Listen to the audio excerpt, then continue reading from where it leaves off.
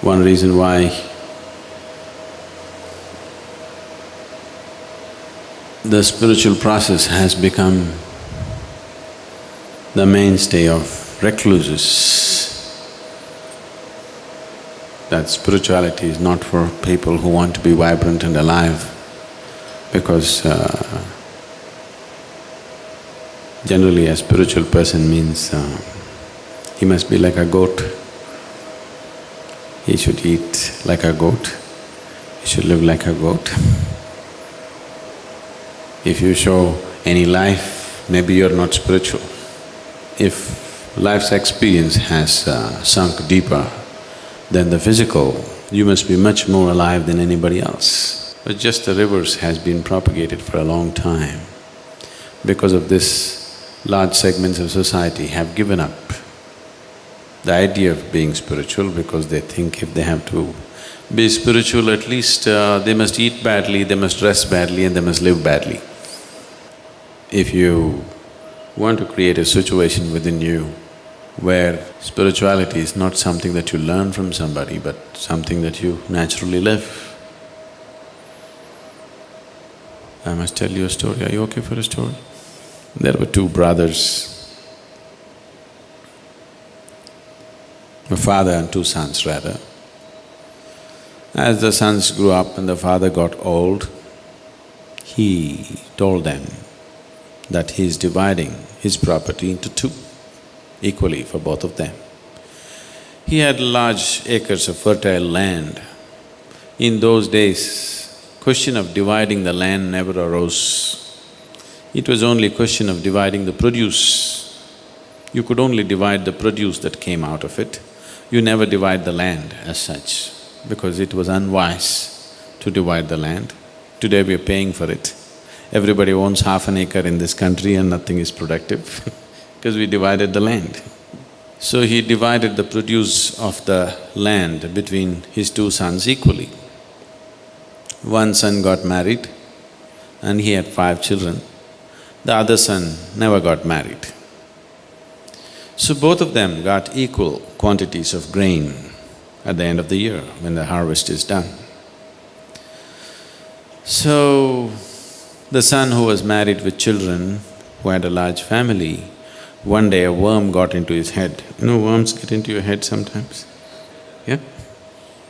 A worm got into his head and then he thought, I'm married, I have a large family, I get one portion of the grain and my brother, who is alone by himself, he gets another portion of the grain.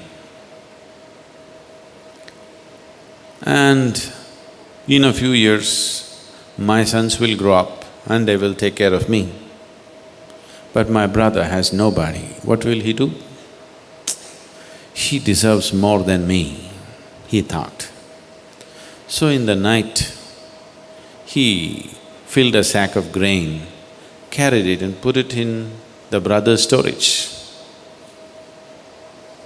So whenever he felt like this in the nights, in secrecy, he carried a bag of grain and put it in his brother's grainage. After some time, the same worm got into his brother's head also. He thought, my brother has 5 children and a wife to support, I have nothing. Why do I need so much? But my brother will not accept my generosity, so in the night he started. Both of them, unnecessary labor was happening.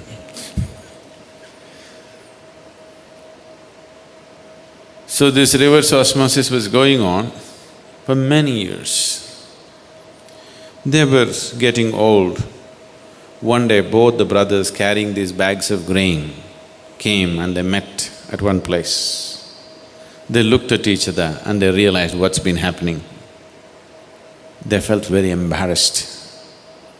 They felt very embarrassed and they looked the other side and continued their activity.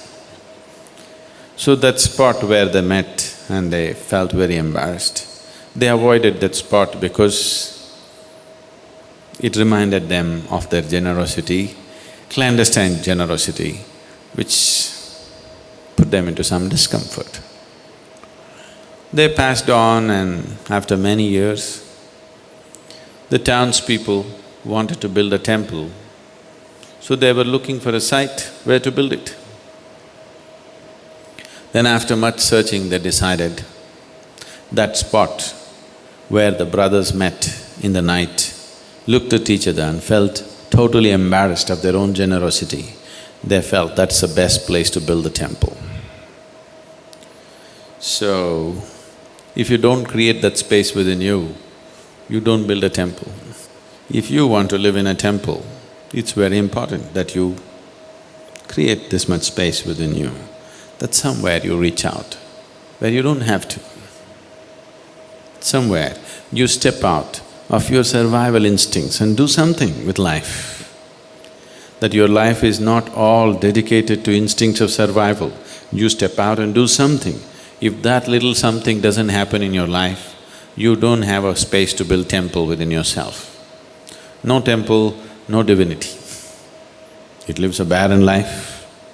You know how to survive, you will eat well. Yes, you'll eat well, but you won't live well. You'll have everything, but you'll have nothing if you don't have the temple within you. So if you want spiritual process to become a natural part of our lives, it is not because you attend a program or go somewhere and listen to somebody that you become spiritual. You create that little space. Divine is an orphan in this world. He's waiting for space like that constantly. If you create such space, you don't have to install a deity, it fills up. If you just create that space, a deity will come and fill up by itself. You don't have to go inviting some deity, you don't have to create one, it will anyway happen. It is because people are completely dedicated to their own survival instincts. Wherever they go, it continues. When your whole life is dedicated to your survival, there are two fundamental forces within you. One dimension of you is always survival.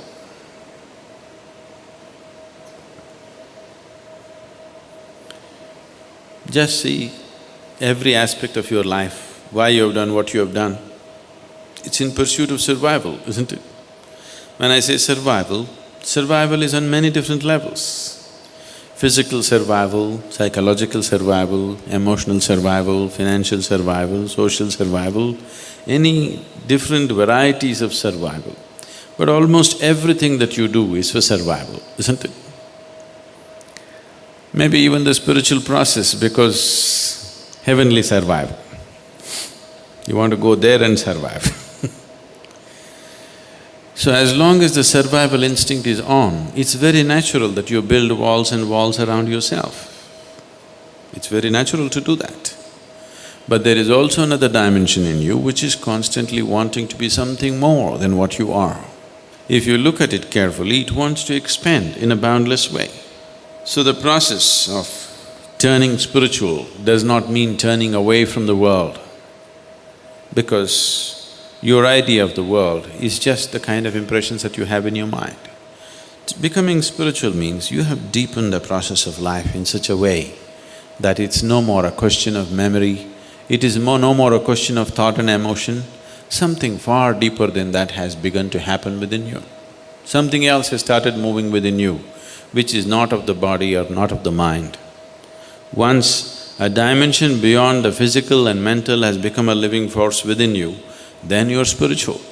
Not because you believe this or that, not because you enrolled in a program you turn spiritual. Something beyond the physical has become a living reality for you.